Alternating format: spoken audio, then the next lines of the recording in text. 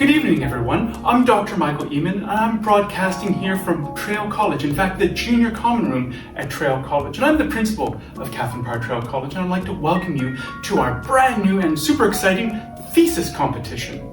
Now, thesis, that's how you pronounce it, eh? It looks like The2is. And in fact, The2 is the most important part about this competition because it's about grad students communicating with passion their research in just 2 minutes.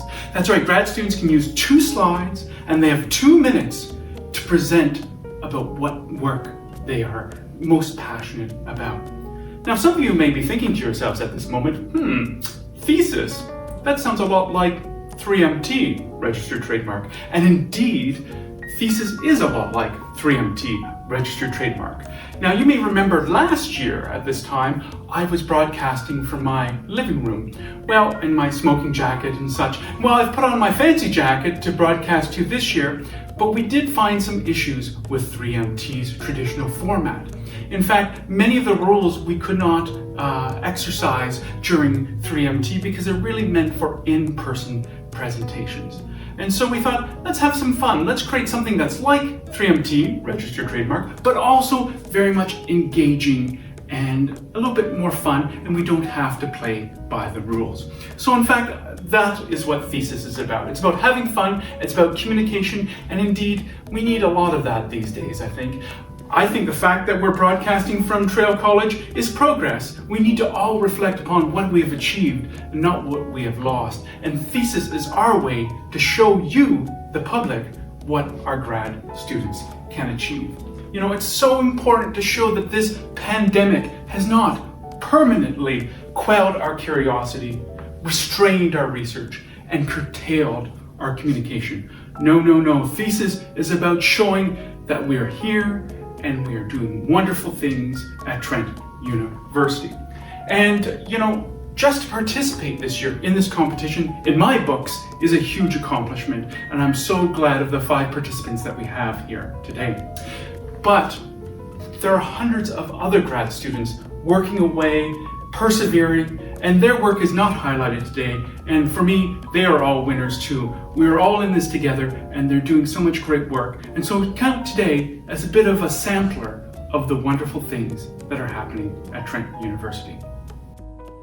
To help us determine who of the best thesis presentation this evening, we have 2 wonderful community judges lined up. First of all, we have Cam Douglas. He's a popular high school teacher and innovator who created the Youth Leadership and Sustainability Program with the Kawartha Pine Ridge District School Board. That school board's in partnership with Trent University, Quick, the Kawartha World Issue Center, and Fleming College. And it takes grade 11 and 12 students and really engages them with issues and leadership in sustainability. And so we're glad to have Cam as one of our judges this evening. In addition to Cam, we have the dynamic Martin Ewell. He is the executive director of the Clean Tech Commons here at Trent University. Martin hails from South Africa and is known across Canada and around the globe for his work in the development of clusters and centers of innovation. In fact, he was known for being the director of the Greater Peterborough Innovation Cluster in 2013 to 2016. He spent some time in the Maritimes and now he's back. He returned in 2019 to be the executive director of the Clean Tech Commons, and we are very glad to have him here this evening. Now that I've introduced our judges, we should talk about the money, folks, the prizes. And we have 3 fabulous prizes for this year's competition. First of all, we have the Trail College Grand Prize worth $200.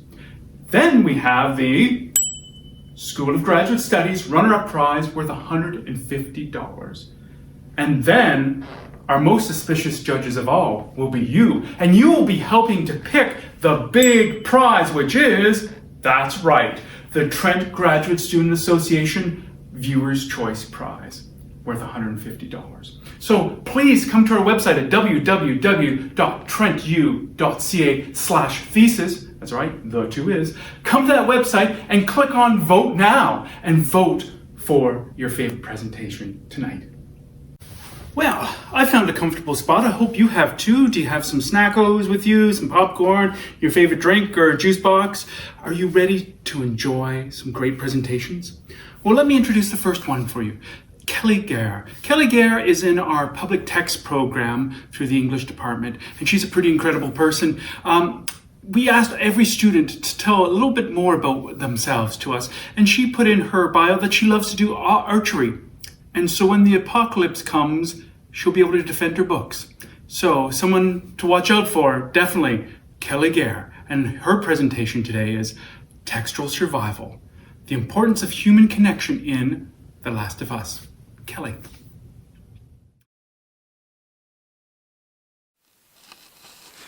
I'm researching public text in a video game narrative to demonstrate that written and printed works are useful in evaluating our own humanity. In the video game The Last of Us, Joel, a hardened smuggler, escorts 14-year-old Ellie across a post-apocalyptic America in the hopes of creating a cure from Ellie's immunity to a 20-year-old pandemic that strips all humanity and human autonomy from those infected. As the player navigates this landscape, visually realistic texts are found and collected in public and private spaces. Mandatory evacuation notices account for towns bare of inhabitants. Worn and weathered notes left behind records hopes for future family reunions and the difficulty of surviving alone. All texts allude to unknown authors with their own fractured narratives that have traversed the same spaces as Ellie, Joel and the player, forming a temporary, historical, nostalgic and empathetic connection between the past and present. These texts emphasise the personal voice of the author, projecting a mark of human presence in an environment absent of humanity. Furthermore, Ellie and Joel foster a surrogate father-daughter relationship, as Joel tries to explain the world to Ellie as it once was through the textual remnants that they find. In my research into the materiality of text, game studies and post-apocalyptic narratives, I argue that texts are important in this genre because they record public and private histories, symbolising humanity in an environment where this concept is greatly challenged. As Ellie and Joel's relationship shows, texts also act as a tool for human communication, creating a positive and enduring relationship in an environment of survival. Significantly, these concepts are not confined to the post-apocalyptic narrative, for they define what it means to be human, transcending race, religion, class and gender. When exploring post-apocalyptic environments with Joel and Ellie, we see people just like us, whose story of empathy reflects our own, making us question our own humanity and relationships in the here and now, challenging us to reflect how and why we communicate. Ultimately, I argue that human connection and communication is what matters most in environments of instability, crisis and survival. Given the events of the past year, we can all understand this as never before. Well, that was great. And now our next contestant, Melissa Lucy. Now, Melissa is in our psychology program, and she's a really interesting person as well. And she loves to walk and run in her spare time. And of course, in these COVID times that we're in, walking and running is really important. Well, she's not any old walker runner. She's someone who walks and runs strategically. In fact, she said she once walked over 10 kilometers with her cousin to distract her while her cousin's fiance was setting up the proposal. So that's some hardcore walking and strategic walking too. And she's not just strategic in her social life, she's strategic in her research. And so let's hear a little bit more about the impact of educational identity on study habits and grade. Marissa.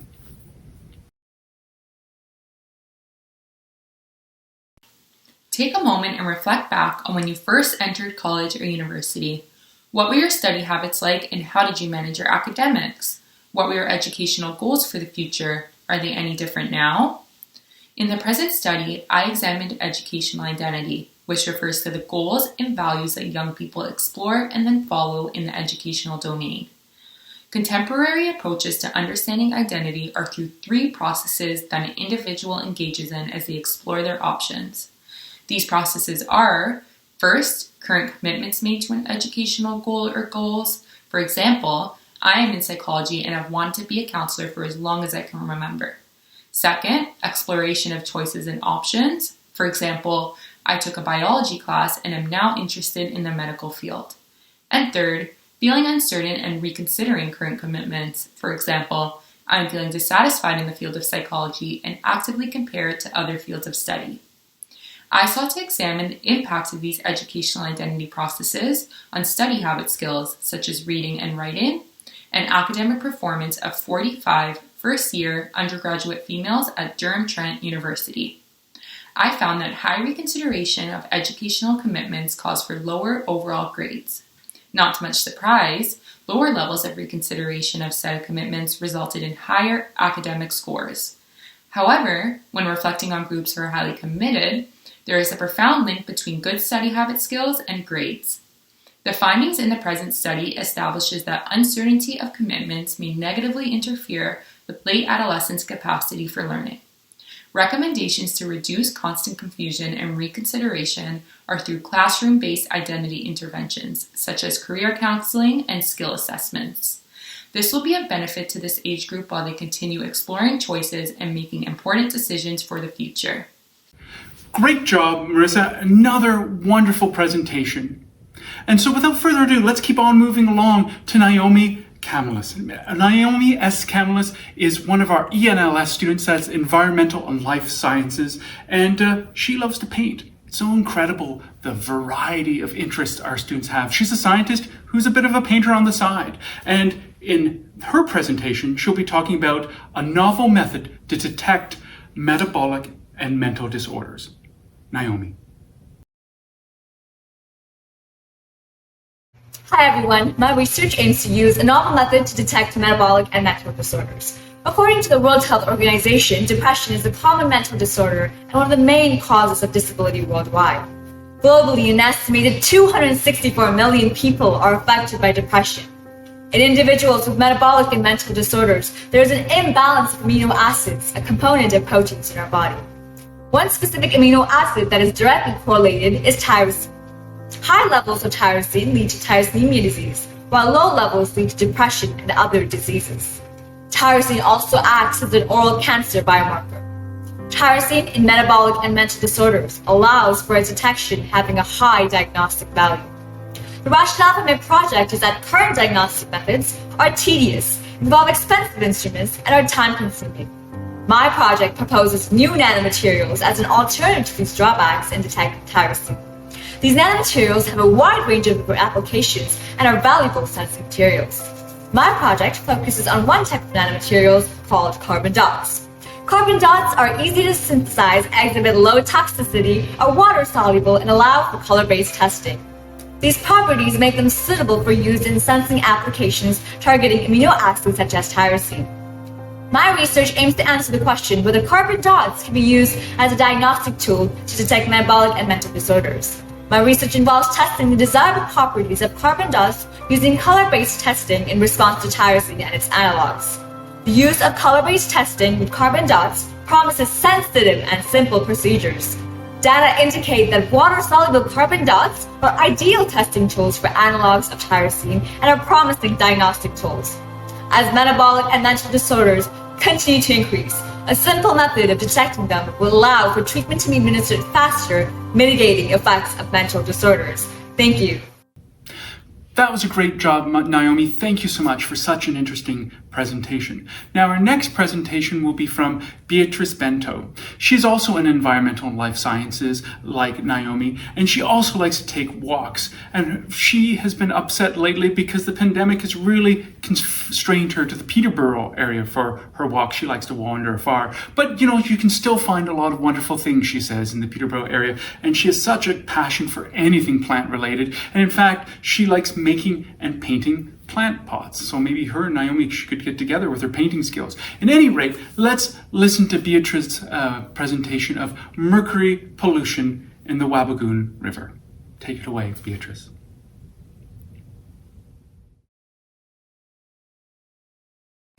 Mercury is a toxic heavy metal that exists in the environment. Sources of mercury can both be natural, like volcanoes, or have anthropogenic causes like mining and factories.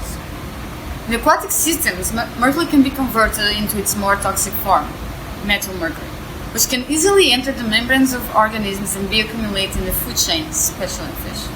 Furthermore, in the water, mercury can bind to dissolve organic matter and be transported as far as 100 kilometers downstream, which means that the harmful effects of mercury pollution can be felt far away from its source. One example of this is the Wabigoon River system in the northwest Ontario. This river is famous for severe mercury contamination caused by a factory operating in the 1960s, with more than 10 tons of mercury being dumped into the river. This impacted the lives and diets of Gracie Narrows and White Dog First Nations. While the agricultural use of the land as well as commercial fisheries have completely stopped, traditional foods, including fish, continue to be consumed by the local communities. posing a severe health hazard that can even lead to death.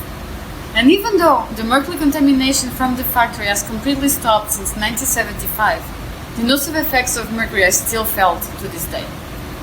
That means that research in this area is extremely important to understand the current levels of mercury in the river.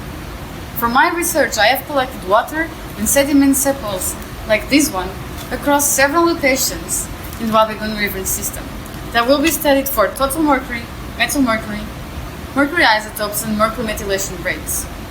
And particularly, using sophisticated equipment, I will obtain a mercury fingerprint from the factory, which will allow to trace the mercury pollution across the river. The results of my research will bring a better understanding of the deposition and transport of mercury, and more importantly, its methylation into more toxic form, methyl mercury. Thanks. And finally, this brings us to our final presentation of the evening, brought to us by Jessica Becking. Now, Jessica Becking is a PhD student in our cultural studies program, and she has so many different interests. She's been a big presence around Trail College. She's a big presence in the cultural studies department, and well, she's a big presence with her boys. In fact, one of her most important things in her life are her two boys, the most recent of which just arrived in February. So she has her hands full. But this evening, she's going to talk about something a little different. And her presentation is entitled Placing Here, Coming to a Formation of Aesthetic Choreographies. Jessica. I want you to take a moment to think about your favorite place. Why do you like it? Perhaps you find it beautiful or peaceful. Maybe it's something that you do there. Maybe you walk or garden or draw or write. Or maybe you have it marked in some way, with a structure, like a home or a cottage. Humans have connected themselves to place since time out of memory, and they've done so in a multitude of ways. My PhD thesis looks at the connections that humans feel to place, the way that we express these connections, and how these connections can be leveraged for conservational ends. I've addressed this by looking to the work of several contemporary artists and poets who care for place through aesthetic gestures, such as walking, gardening, writing, and picturing. And by doing so, they mark their place as somewhere special, as somewhere worthy of conservation. Consider, by way of example, this poem called Autumnal Halo. It's a concrete poem, which means the words should be considered both as words and as objects. And this poem calls attention to the phenomena of the leaves changing color in the autumn. We've all noticed that leaves change color, but few of us have taken the time to actually notice how this happens, to notice that the color change starts at the edges and creeps in towards the center. This poem calls attention both to the phenomena, but also to the importance of attention, the importance of attending to place, and thinking about these changes so that we know to protect them and to keep them safe for generations to come. Thank you. Well, folks, wherever you are, I'd love you to put your hands together and give a huge round of applause for all of our contestants today. They've done such a great job with the inaugural thesis. You know, thesis has offered us a great sample of the incredible, original, and engaging research that is happening right now at Trent University. Now, I'd like to remind you, don't forget to vote for the viewer's choice. What is the audience favorite? Well, we want to know from you. Vote www.trentu.ca/thesis. Go to that website and click on the Vote Now button. You have until May 16th at midnight to make your wishes known. And the winners will be announced, the viewer's choice, as well as from the winners from our judges, they will be announced at the Trail College virtual May Ball and graduation ceremony. Now that is happening on May 28th, Friday, May 28th at 7 p.m. Again, you can get the link at www.trentu.ca/thesis. Now, I would be remiss not to thank all the wonderful people who have helped us put together this year's thesis competition. Special thank you again to our judges Cam Douglas and Martin Mule, Dr. Sue Beckwith, who is the Trail College Academic Skills instructor. Thanks so much for behind the scenes for what you've done, Sue, and as well as Erin Stewart-Eves, who's the Academic Skills team lead. Thank you so much, Erin, for your work. Samantha Parrott, who's the Trail College assistant. Craig Brunetti, the Dean of Graduate Studies, and the entire staff of Graduate Studies. Of course, the Trent Graduate Student Association and their support in this. Rob Vicardis of Paradigm Productions and splicing together all the different video clips. And a big thank you again to all of our participants. But most importantly, thank you to you for coming out and joining and watching and sharing this video and spreading the great news about what is happening at Trent University in research. I'm Dr. Michael Eamon, wishing you, your friends, your families, and all your loved ones health, happiness, and wellness at this time. As you can see, the spirit of inquiry is alive and well at Trent University, and I hope to see you all soon, perhaps at Trail College. Good night.